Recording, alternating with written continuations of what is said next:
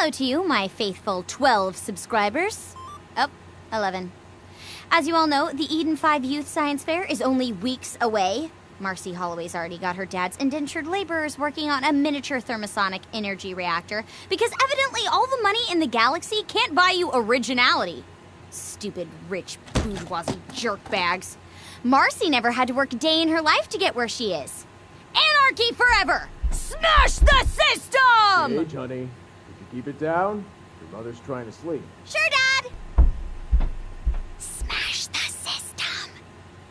Anyway, I've come up with a science project that'll make Marcy's thermoreactor look like an interocitor. I'm calling it the Mechanized Anti-Bullying Deterrent Test, or Project DT. It's only in the prototype stages right now, but I have mathematically determined that it is going to be off the chain! Basically, the idea is that if you deploy a DT unit in a school environment, it's gonna clamp down on bullying by finding bullies and beating the crap out of them! Gaige, sweetheart, volume. Oh, sorry, Dad, it won't happen again! It's fine, dear. Love you. It's totally gonna happen again. Gaige, out! Good news, my 5 subscribers. I've got the first prototype of the DT project up and running. Well, up and floating.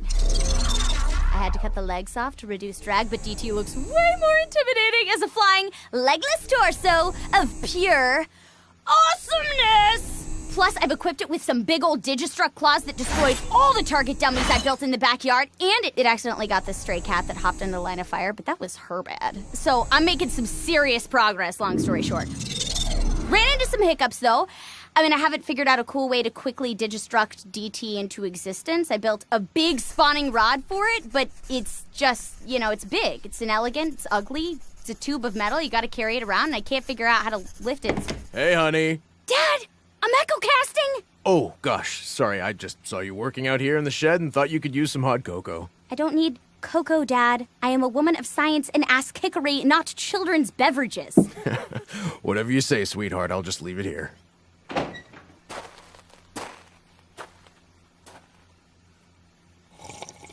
Damn it, that's really good. Oh, yeah, that reminds me. Marcy and I got paired up for a group project during Professor Parker's Unipolitics class. We're supposed to debate whether the Hyperion occupation of Pandora was justified or not. I figured, rich little daddy's girl that she is, she'd be all for it. But no, she never even heard of Pandora. She didn't know about Handsome Jack, about Iridium, about vaults, for gosh sake. We are living in the most awesomely awesome time period in history, and Marcy's more interested in reading about celebrity gossip than the fact that Hyperion may have found another vault. Oh! And she somehow found out about my DT project and reported it to the school board, saying something about, how a mobile, laser-equipped robot might be dangerous or something. Whatever. I hate her. Hello, subscribers. Both of you? The science fair approaches, and I've got more updates. I just started work on the 3rd revision of the DT project, and while I'm tinkering, I slice my arm with some sheet metal. Not a big cut, it barely goes halfway to the bone. And it occurs to me I could just jet the wound with an insta-health and get back to circumventing the Turing chip with a Hecker circuit reintegrator, or I could kill 2 birds with 1 stone. See, I could never figure out a good method to quick summon the DT, but as blood began to spurt from the gash in my forearm, I realized it. A cybernetic limb! I could program all of DT's Digistruct data into one robotic arm and then use that to summon DT at any time, any place. So I figure, what the heck? And I slice off the rest of my arm with a particle saw. And then my dad's all like, and blood's going everywhere. But a few hours and a few pints of blood later, I built a metal arm strong enough to smash concrete. Yes, so metal. Oh, and I'm trying to do double horns with my robot arm right now, but it's not really working because the fingers, okay, whatever. Point is, Marcy and her stupid fusion reactor are not gonna have to... What the hell?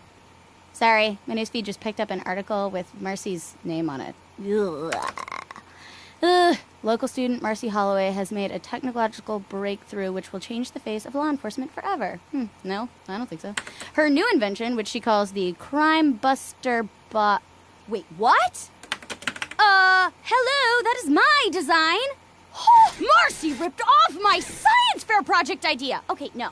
Crimebuster Bot will use digistructing claws, thermosonic lasers, and quantum duplication to help law enforcement agencies subdue dangerous criminals? Marcy, what the hell? She completely ripped off my DT design, except instead of using it to stop bullying, she's given it to the galaxy's most corrupt police force. Marcy, you are such a... You complete tool! And that name sucks. Crime Buster Bot? Bitch, are you kidding me?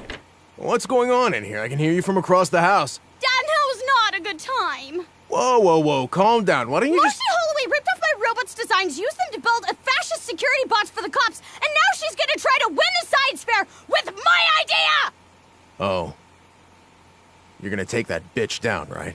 You're damn right! I'm gonna upgrade my bot, and I'm gonna win the heck out of that science fair. It is so on! That's the spirit. If you put your mind toward your little DT project, Marcy won't stand a chance. Don't call him DT anymore, Dad.